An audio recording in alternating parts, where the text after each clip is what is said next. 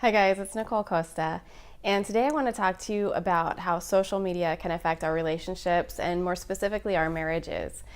Um, because we're the first generation to actually have social media, we are kind of lacking education and etiquette on how to use it properly.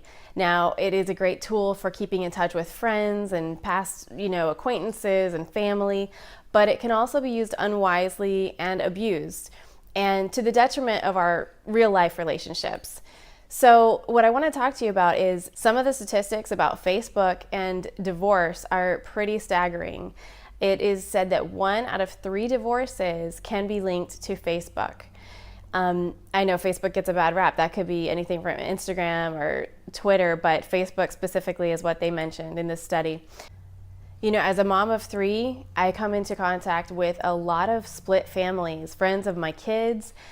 Just recently, my youngest son's VPK teacher, which means he's not even in kindergarten, he's 5, and she said that of the 19 students in the classroom, only 7 kids had their parents together, married.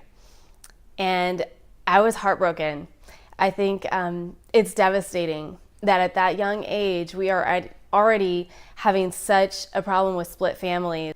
I know the older my kids have gotten, by 5th grade, my daughter's in 5th grade, a lot of her friends' parents aren't together, and it becomes more common, sadly, the older my kids get, the fewer friends she has whose parents are together. So it makes me wonder, marriage is really hard. It is very rewarding, but it's like society wants to do everything to fight it.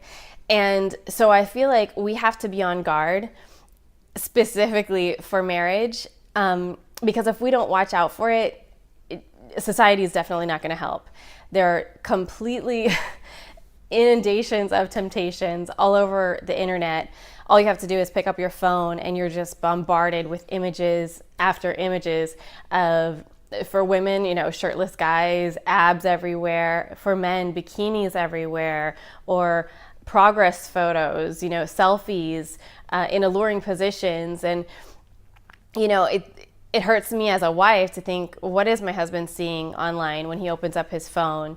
What am I seeing online when I open up my phone?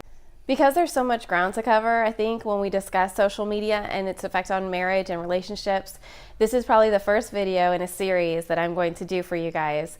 And I'm going to cover today, I think, just some etiquette and probably the main problems that we see.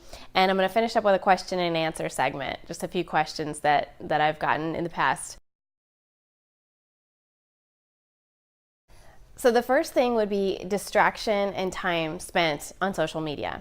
That's a big problem, and that can cause a lot of arguments between couples. And internet addiction is the source of most of these problems, why you would spend so much time online. Internet addiction is actually compulsive behavior that causes stress, severe stress on your family, your friends, or your work. Studies have shown that 85% of people with internet addiction have relationship problems, and that causes arguments within the relationship about the way the other person is spending time or too much time online. How do you know if you have internet addiction? You find it hard to break away, you can't stop checking it, or it's interfering with your life. And compulsive smartphone use is actually physical anxiety when you're away from your phone for more than 10 to 15 minutes. So this time that's spent online on your phone, it actually, if your spouse is in the room, you're telling your spouse with your nonverbal communication that whatever is in front of you that you're looking at on your phone is more important and more interesting than your spouse. So you don't need words for that. And I want you to think of this like a dripping faucet. These are things that over time, as you're looking at your phone, it's like a drip in a faucet of your relationship and your marriage. And you don't see it as it's dripping. You don't see the damage. But eventually the sink starts to rust and you're like, oh, there's a problem here. Well, the drip has been going on for a long time. So it's these times when you're in the same room with your spouse or your kids and you're on your phone rather than engaging in your real relationships. That's the drip. And that's what's tearing down your family and your relationships little by little. Because of that cue that you're giving, that you need to be entertained by the phone, and you guys around me aren't that interesting. That's what it's sending. And it can actually make your spouse feel lonely, obviously, and in the worst case, abandoned. And nobody wants that. And in fact, the real reason that we're on our phones is to feel connected. But it's a false sense of connection. And what we're really doing is starving the connection that we need to be getting from real people, especially your spouse, because you keep feeding the connection, the false connection that's online. So whatever you feed will grow, and whatever you starve will die. And that being said, feed the real relationships. You don't want to feed the fake relationships that aren't going to have any meaning. They're not going to be at your bedside when you're dying. They're not going to be in the hospital next to you when you're sick. The real people in your life are the ones who are there through thick and thin, and those are the people that you need to invest in. So I think the first thing to address is awareness.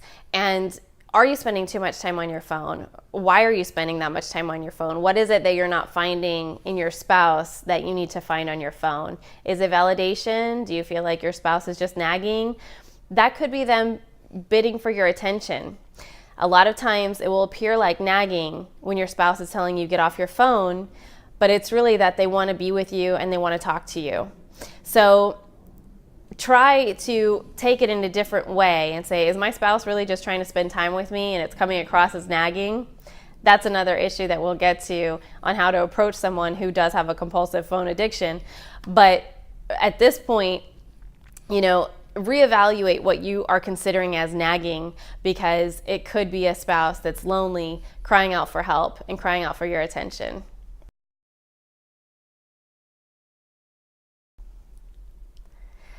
So now I'm going to do a few question and answers. This one I have heard a lot, and I will cover this even more in probably the next video, jealousy, because this is something that I think probably causes the most arguments in relationships, is the jealousy online. So here we go. This is a question from a gentleman. My wife seems to have a hard time and nag every time I like something online that is from the opposite sex, and she finds alluring or inappropriate. It seems like everything I like is inappropriate. How do I get her off my back? Well, seems simple to me. You could stop liking those pictures as a woman. I mean, that's just what I would say. Also, I would say, if you know it bothers her, why would you be liking that? Something I like to think in my head is, consider that a like equals a hug. Now, would you hug that person in the photo, dressed the way they are dressed in the photo, whether it's in a bikini or a topless man? Would you hug that person in front of your spouse? If the answer is no, probably you shouldn't like it. It's inappropriate. You don't want to take the feelings of the person online over the feelings of your spouse. And if you are taking the feelings of people online versus your spouse, then there's a deeper issue, and you might want to revisit that and possibly seek counseling for it. I think a lot of times it's a matter of doing like a spring cleaning on our feed and cleaning up who we're following, who we're friending, who we're liking, who we're commenting on. All of those things can be hurtful to our spouse if they are from people of the opposite sex. So really, everybody thinks, oh, it's just a like. I get that a lot from men. It's just a like. It's just a like. She's hot. It's just a like. It's not just a like to your wife. I promise you, it's not just a like to your wife. And if you will consider her feelings, and once again, she may seem like she's nagging, but if you consider her feelings and the source of hurt that's coming from, and jealousy probably, I think you might have an easier time not liking those inappropriate feelings that are going to cause arguments at home. Possibly unfollow, possibly unfriend, clean up your feed. You've got to guard your feed to guard your heart. And I have done it myself. I have unfollowed several men recently, just that might be inappropriate. I don't need to be seeing that on my feed. I don't need to have that temptation. The same things I wouldn't want my husband doing, I don't need to be doing them either. So have a mutual respect. And wives, if you're telling your husband not to like this stuff, don't you be liking guy stuff that's inappropriate either. This goes both ways. Hope that helps. Question number 2. Is it okay to friend or follow my spouse's friends?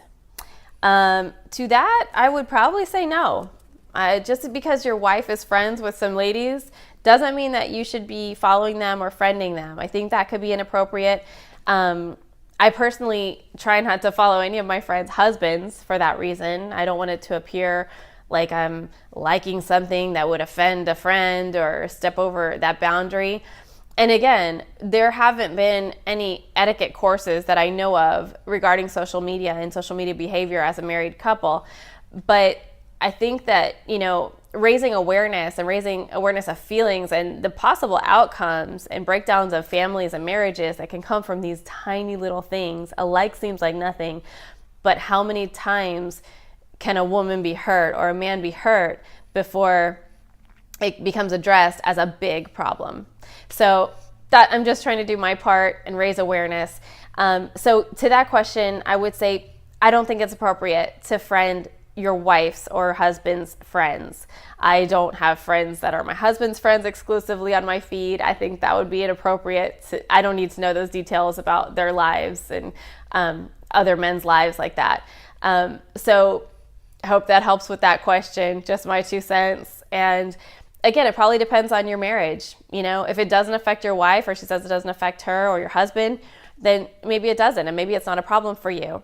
You're going to know in your heart if it's the right thing to do. If you're getting a little high every time you get a like from somebody of the opposite sex or a certain somebody of the opposite sex, probably not a good idea to keep them on your feed.